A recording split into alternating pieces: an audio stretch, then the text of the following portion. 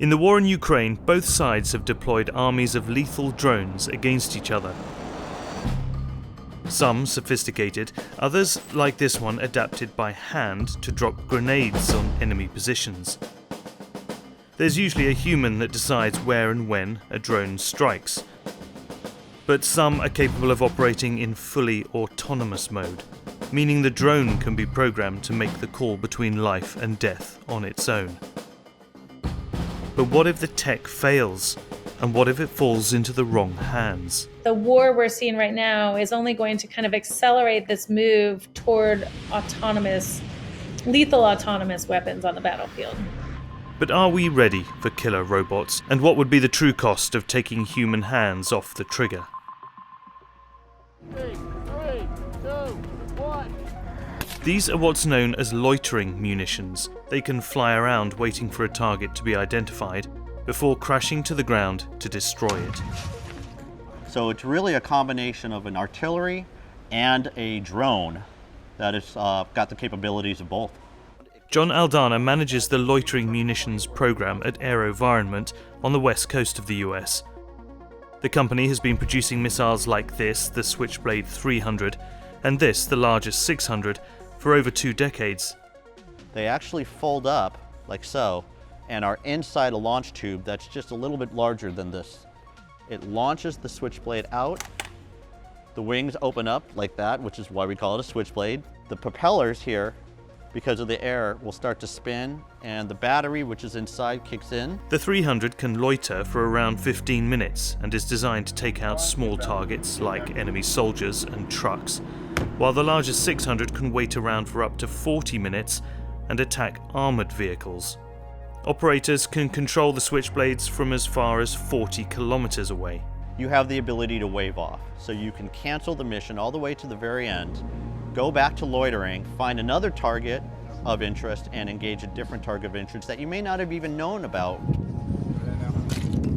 22, look at that. The United States sent 700 of these to Ukraine in early 2022. Ukrainian forces have already shared videos of what they claim to be Switchblade attacks on the ground.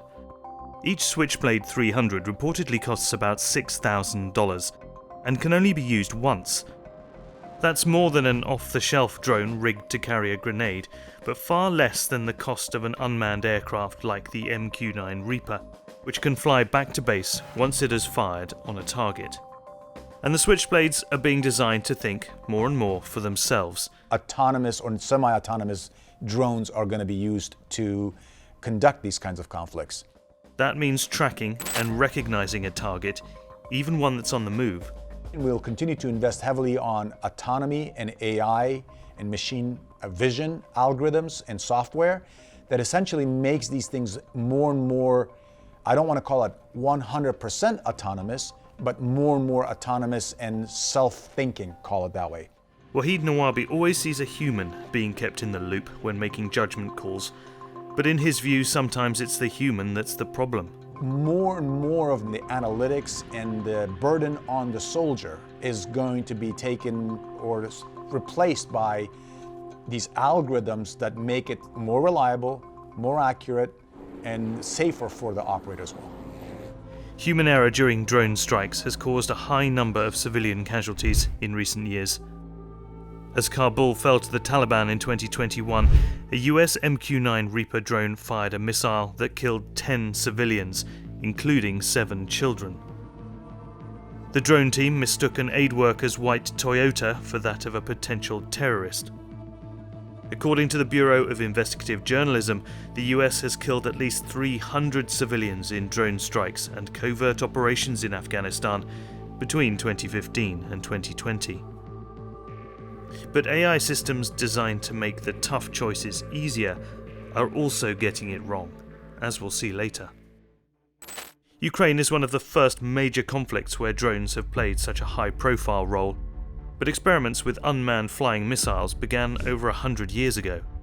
This is the Kettering bug, an unmanned aerial torpedo designed by the US Army during World War I. Its wings were designed to fall off before the bomb dropped to its intended target. But it wasn't until the US invasions of Iraq and Afghanistan that we saw high-tech drones like the MQ-9 Reaper, and even some loitering munitions, starting to make a difference on the battlefield. In 2020, the world saw the first large-scale use of drones in the Nagorno-Karabakh war between Azerbaijan and Armenia. Azerbaijan deployed Israeli-made loitering drones, similar to the Switchblade. But one of the things we're seeing in Ukraine is that drones are being used pretty effectively on both sides. When Russia invaded Ukraine, many experts predicted an easy victory for Putin's forces. But Russia miscalculated the level of Ukrainian resistance. Drones have given Ukrainian forces the ability to field cheap and persistent air power that brings pretty significant threats to Russian ground forces. And for a while, their ill-prepared troops were caught in a 40-mile-long convoy to the north of Kyiv.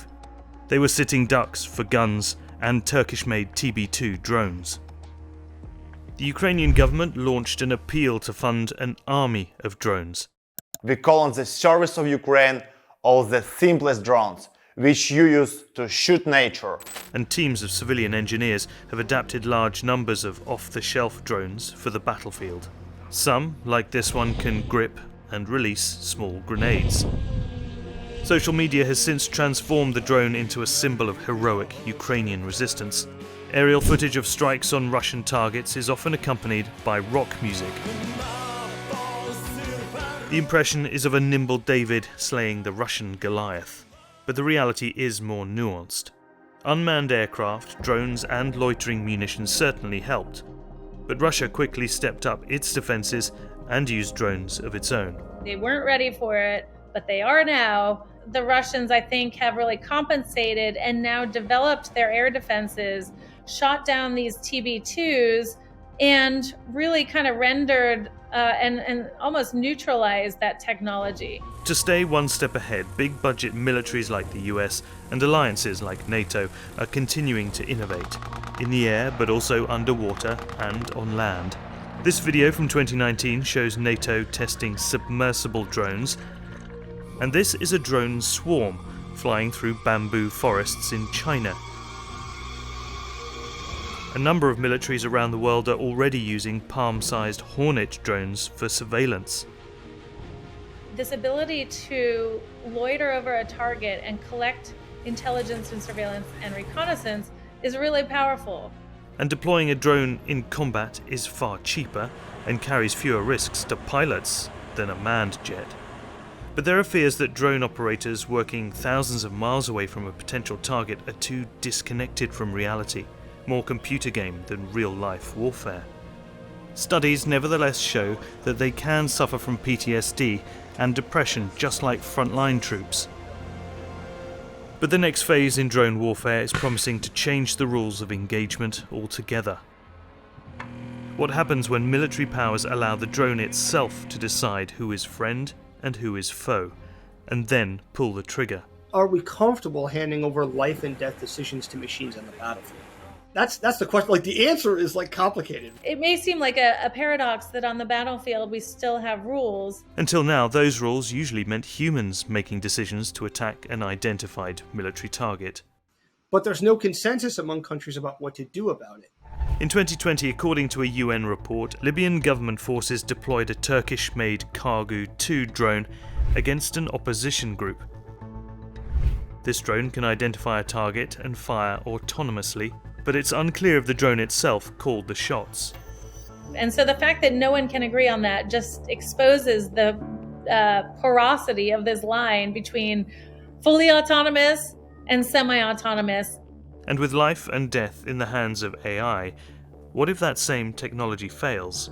The risk that AI-enabled autonomous systems might target the wrong forces and cause civilian casualties, or even attack enemy forces, but at the wrong time and place, escalating a conflict or sparking a conflict, is a serious concern, and one that nation states need to take seriously. And AI's ability to recognize faces and objects is still very much a work in progress. Computer algorithms can be confused by changing weather patterns or similarly shaped objects.